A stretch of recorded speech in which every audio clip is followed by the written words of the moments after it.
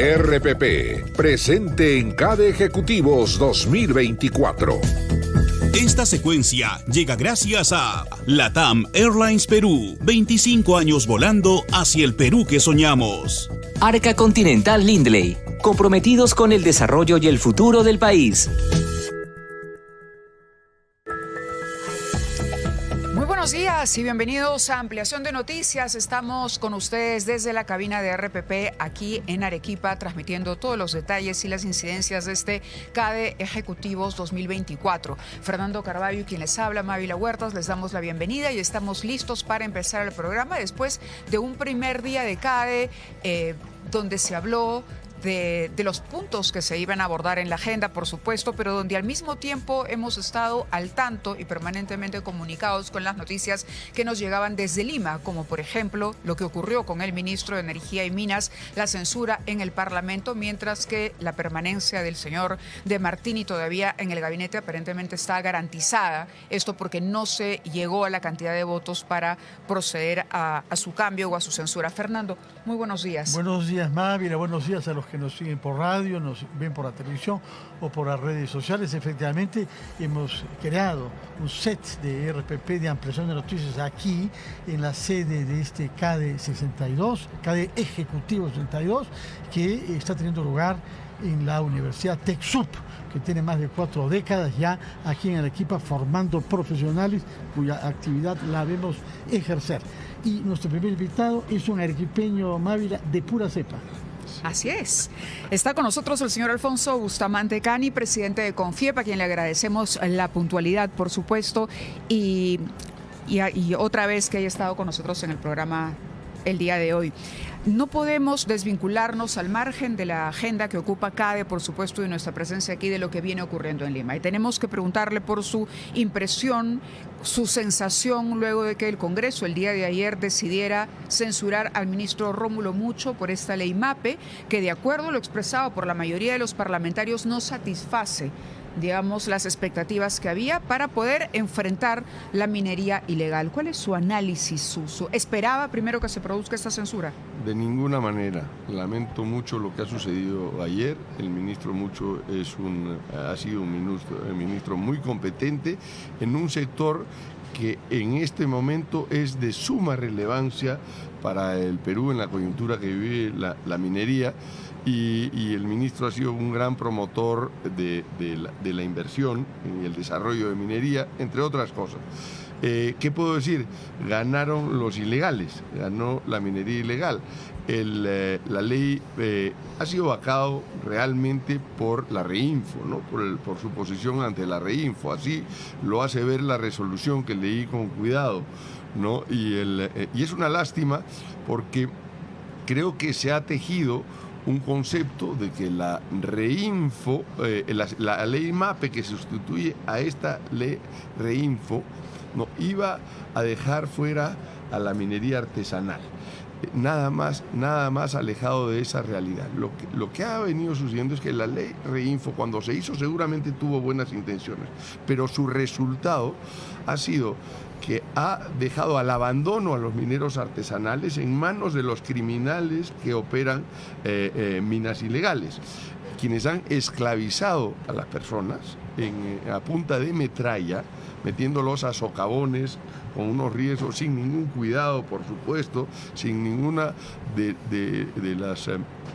las medidas de protección que tienen, y simplemente a punta de metralla obligarlos como topos a entrar a cualquier sitio. Y por supuesto que esa actividad, que hoy día es la primera actividad ilegal en el Perú, sumando más de 6.000 millones de dólares. Con 6.000 millones de dólares se compran voluntades, se compra armamento, explosivos y bueno, no sé qué más, pero algunos votos en el Congreso, el resultado también, ¿no? del Congreso es sospechoso, ¿no? Y además es una lástima que se haya desinformado o que no se hayan tomado la molestia de analizar la ley que la sustituía, que es muy buena. Lo que cabe es insistir con la ley MAPE.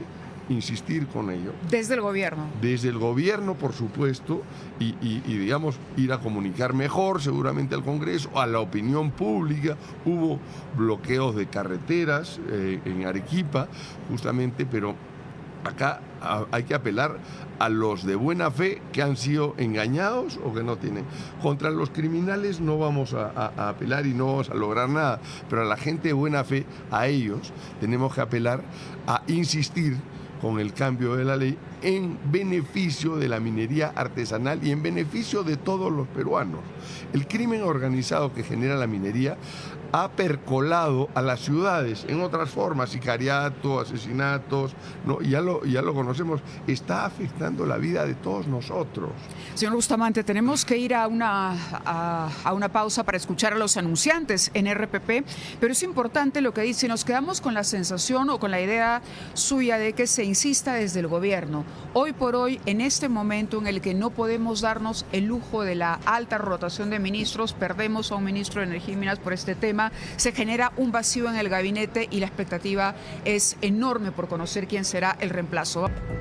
Son las 8:21, estamos en el set creado en la sede de CADE Ejecutivos con el presidente de la CONFIEP, el señor Alfonso Bustamante, que nos ha dado su opinión claramente reprobatoria de la censura de la que ha sido objeto ayer el ministro Rómulo Mucho y ha argumentado sobre todo por algo que conoce bien como arequipeño, que es la situación de la minería ilegal y la falta de una política razonable para formalizar a que quienes quieran ser formalizados entre los pequeños y artesanales. Pero, señor Bustamante, junto a ese tema, el otro tema que motivó esta censura es la política frente a Petroperú, de la cual era el señor Mucho responsable junto al ministro de Economía, el señor Arista. Su opinión sobre lo que se ha decidido hasta ahora sobre Petroperú y las posibilidades de que esta empresa pública se vuelva eficiente y transparente. Claro. Los nombramientos que se han hecho recientemente, tanto en la presidencia como en la gerencia general, no son idóneos, obviamente. Ninguno de los dos tiene las capacidades para manejar una empresa que, siendo de propiedad estatal, opera en el ámbito privado, ¿no? Entonces, esta empresa tiene deudas con terceros, con bonistas, no menores, por alrededor de 3.000 millones de dólares, y con vencimientos perentorios. Lo que requiere, y por supuesto tiene pérdidas acumuladas solamente en el año por 750 millones de dólares. Entonces, es una empresa que requiere una administración muy técnica, requiere unas capacidades para sentarse con los acreedores y renegociar los términos.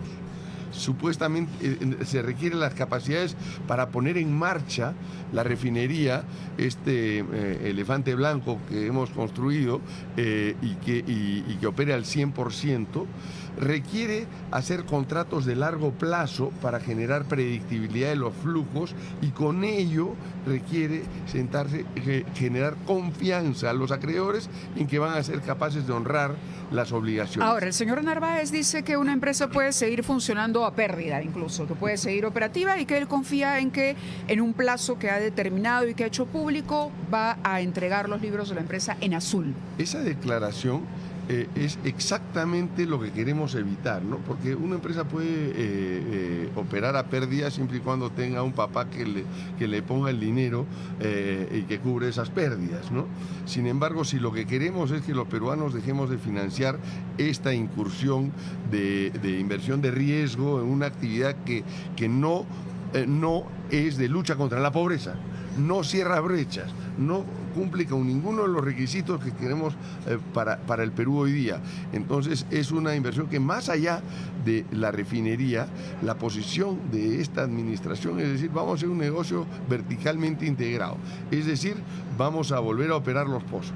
Operar pozos petroleros, lo que nunca han dicho cuando decían en los ejemplos de los barrilitos, de cuánto queda de utilidades, es cuánto se invierte en exploración y cuán riesgoso, cuál es la tasa de descuento de una inversión en exploración. Es por encima del 50%.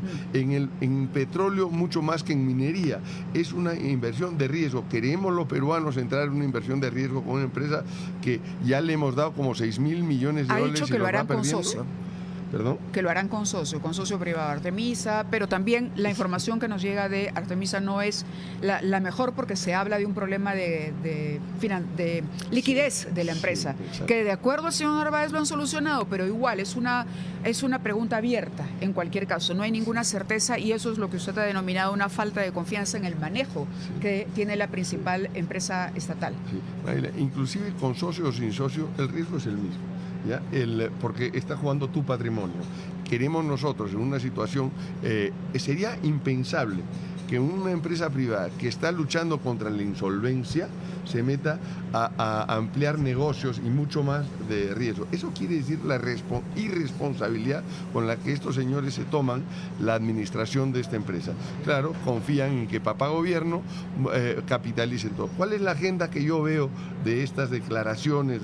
La agenda es, bueno, que el Estado peruano, o sea, nosotros los peruanos, capitalicemos las acreencias que se tiene sobre Petroperú, de tal manera que sus números pasen, los números del patrimonio crezca y podamos seguir operando sin ningún problema. Claro, ahí hay que decidir si yo quiero poner 3.000 o 4.000 millones de dólares más en esta aventura o prefiero hacer, no sé, todos los colegios que faltan, todos los hospitales que faltan, ¿no? Las carreteras, infraestructura, sí. Toda la infraestructura social que al Perú le falta. Señor Bustamante, comprendemos que ha sido un baldazo de agua para el optimismo de muchos empresarios esta decisión tomada por el Congreso el día de ayer. Pero de todas maneras, estamos en un CADE que se pretende ser un punto de inflexión y la nota la ha dado el señor Luis Carranza ayer presentando un programa que podría ser asumido, según él, por todos los actores de nuestra sociedad, Estado, sector privado, academia, sociedad civil. Ustedes como CONFIEP juegan un rol muy importante en este proceso y este año en particular ha venido usted con representantes de 23 cámaras de comercio regionales del Perú. Cuéntenos qué es lo que han coordinado con estas cámaras y cómo es que ha garantizado la presencia de las regiones de nuestro país en este CADE ejecutivos. Gracias, Fernando. Efectivamente, el optimismo nunca lo debemos perder. El Perú es un país maravilloso, lleno de oportunidades y que tenemos que generar las oportunidades en acciones. Y por eso, desde CONFIEP hemos convocado, hemos patrocinado a las 23 cámaras regionales del Perú. Nunca antes en la historia del Perú nos hemos podido reunir las 23 cámaras en un CADE, pero hemos venido con un propósito que comenzó a gestarse hace un poco más de 2 meses, cuando hemos venido trabajando con el auspicio de una consultora, o sea, con la ayuda de una consultora, para identificar que desde cada una de las regiones cuáles son los proyectos más emblemáticos y que sean posibles de ejecutar en el corto plazo, que beneficien a las personas de las regiones, lo que más, conectividad, otras cosas. Hemos hecho ese trabajo con las 23 regiones y hemos ido acortando la lista enorme de carencias que hay y por ende de proyectos a 10 por cada región del país. Y hace 2 días, desde hace 2 días estamos acá en Arequipa, ¿no? Trabajando ya en conjunto, todos a puerta cerrada, nos hemos organizado a través de las macroregiones, las 4 macroregiones, y en estas hemos dicho, ok, cada una de las macroregiones debemos ponernos de acuerdo en sacar entre todas las 4 macroregiones 10 proyectos emblemáticos que sean ejecutables.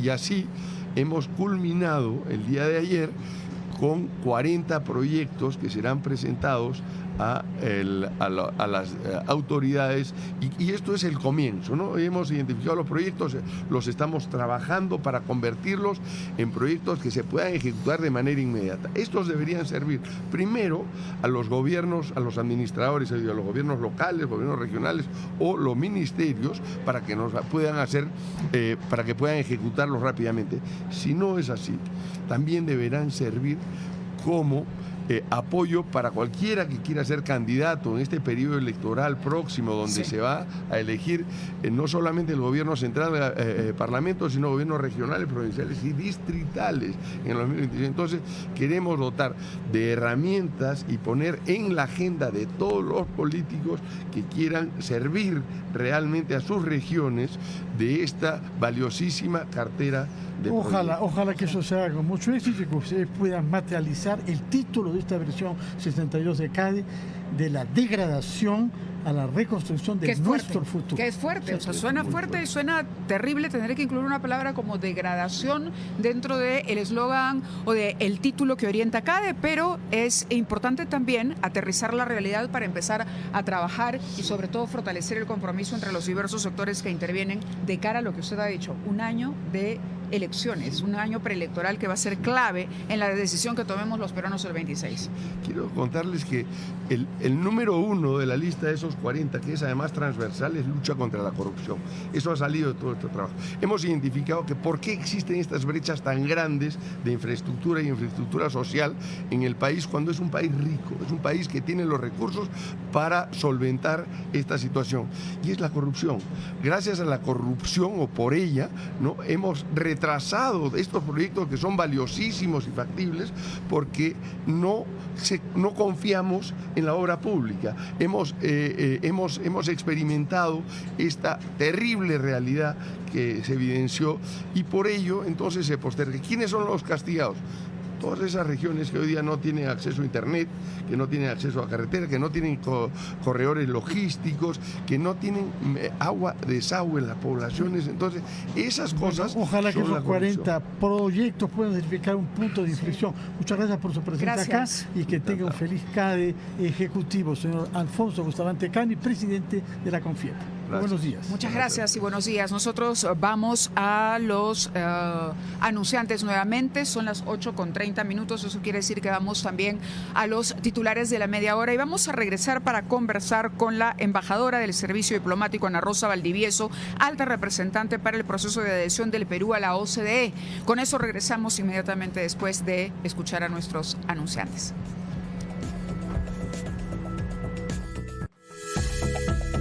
RPP.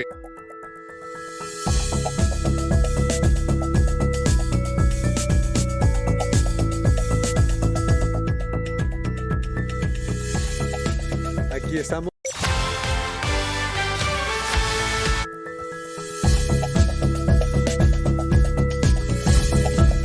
RPP, presente en CADE Ejecutivos 2024. Esta secuencia llegó gracias a LATAM Airlines Perú, 25 años volando hacia el Perú que soñamos. Arca Continental Lindley, comprometidos con el desarrollo y el futuro del país.